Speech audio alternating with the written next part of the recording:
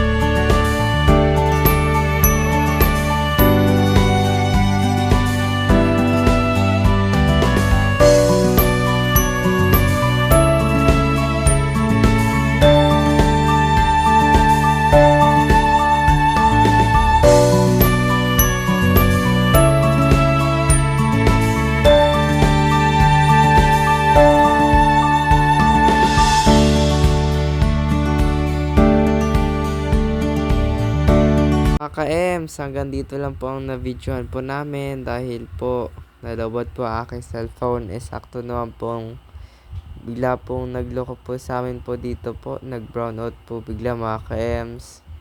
So, see you tomorrow po sa live po namin. Kakantahan po kayo ni ate. We love you po. God bless po. Mwah.